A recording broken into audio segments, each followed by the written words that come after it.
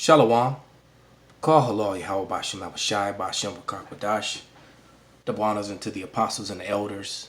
Salutations to all my fellow laborers doing this work in truth and sincerity, risking their lives and their freedom to do so, now more so than ever. To the scattered elect that be scattered among the nations of the world, around the four corners of the earth. Those of them that be like unto the speckled bird. To the Akwaf that are listening and learning, to you I say Shalom. This is your brother Malcolm from the branch of the Great Millstone here in Chicago. Coming at you with another lesson in the heat of battle. Esau just put a levy on my bank account. They're mad because I'm fighting them. I've exposed their wickedness, and now they're coming back at me with everything they can. But nevertheless, was going back and forth to the court buildings yesterday. Getting paperwork and stuff like that in order. And there was a brother, and Shalom to you, brother Dawad. There's a brother that came running out of the building security. And he stopped me, and he asked me, he said, are you Malcolm? And I told him, yes, brother, I am. And then the brother gave me a hearty salute and told me that he's been watching for years, that he watches me and he watches the elder Madazakba from South Carolina. And and it touched my heart. So I ran in and did what I had to do. I was going to FedEx to make copies of paperwork and stuff like that, so I can go back and continue this fight against Esau Edom's wicked oppressive system. And when on my way back out, the brother came out again, so he signaled me to come into the building. So I came into the lobby and was chatting with the brother, and he was just giving me a little, little story about what was going on and how he had gotten in trouble at work because he kept talking about the truth, and I told the brother, at work, man, you don't say nothing, keep it to yourself. So all you people who are fresh to the truth, just waking up, don't put yourself in a position where you could, get fired, lose your job or whatever. Don't do that. You got to be as wise as a serpent and as harmless as a dove, as the scripture says. But it just made me think about how important it is to feed the sheep, man. And it was kind of an emotional thing, so I gave the brother a hearty salute, showed him how we salute properly, and I could feel the emotion in the brother, he kind of choked up, eyes kind of watered up a little bit, because it was pure love and it was beautiful, and then I told him, we don't have much longer, and he was like, I know. So that this fight that we're fighting, we have to just keep that good faith, man, because this thing is all coming to an end. And as you see on the screen, this recession is more like a depression, and when it finally hits, it's going to be worse than it was in 2008. As a matter of fact, it's going to be worse than it was in the Great Depression of 1929. And you see that storm going on in the background in the scene. This guy's got an umbrella and a lightning storm. That's his only protection. An umbrella and a lightning storm. So what's going to happen is that the umbrella is going to get ripped to pieces, or the lightning is going to strike it and cook him anyway. Either way, this dude is screwed. Not to mention he's looking at a plane.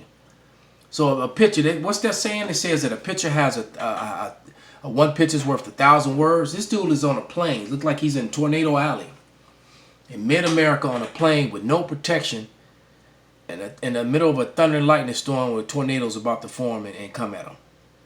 So what this picture is really showing you is that this guy is screwed. With that demonic suit and tie on. Nothing's going to save him. So meanwhile, what do we have to do? We just have to keep feeding the sheep, man, no matter what, and pray that the Lord keeps the spirit on us to do so. All right, so I'm going to start I'm going to go to the book of John. I'm just going to run through some scriptures, man. This is John 21.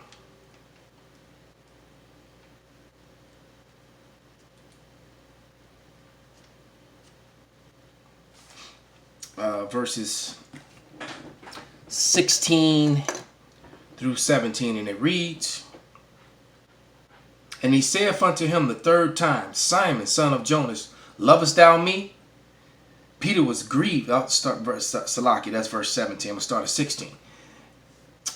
Yes, John 21:16.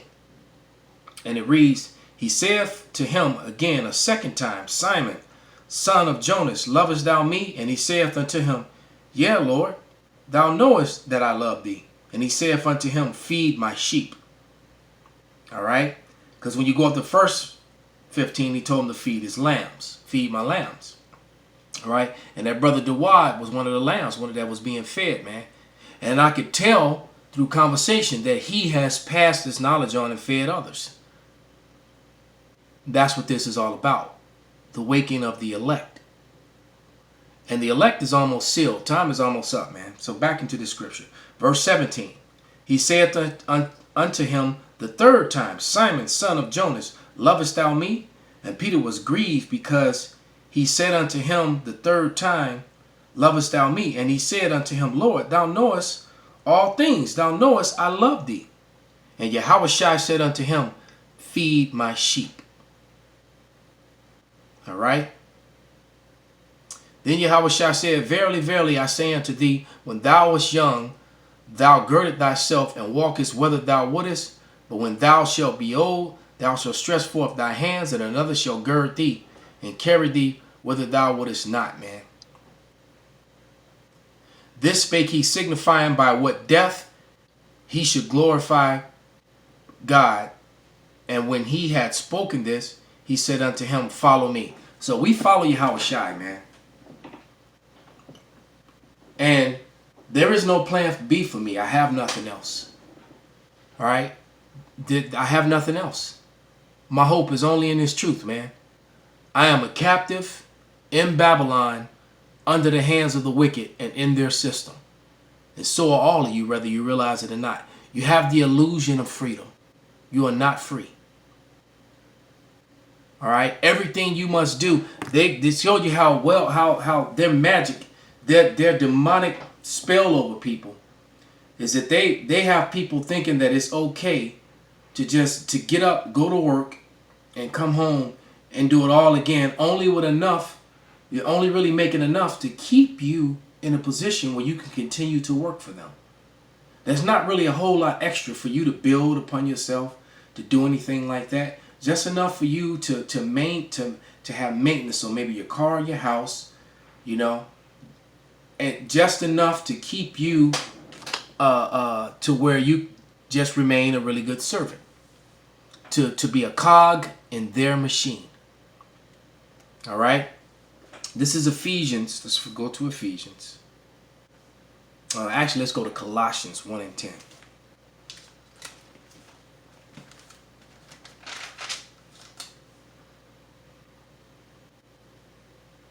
And it reads, that ye might walk worthy of Yahweh unto all pleasing, be fruitful in every good work, and increasing in the knowledge of power. All right, so we have to walk in every good work and increase in this knowledge and understanding. Why? So that we can feed the sheep. Because the doors of mercy are going to close, man. And they're closing. All right? You know, the victim of Amagiah could tell you that from the spirit world. And what was the sister who got shot through her window? You know, murdered. They both were murdered, point blank period, by Edomite police officers. But yet you still got people that depend on these people to save them, to support them, to guide them. Their goal is to make you that cog in the machine that you're already working for them, and then whatever extra you got, they want to tax you on that. All right, and if you decide you don't want to be a cog in the machine again, they'll put a levy on your bank account. You try to resist them, they'll label you a bad guy, a deadbeat, or whatever, a terrorist. They'll label you all these things, right, in order to keep their machine going and to prevent you from doing the work.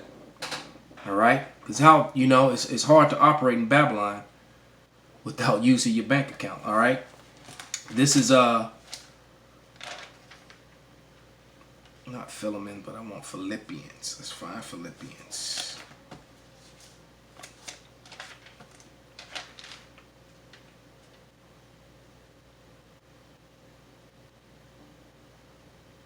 This is Philippians 1:6.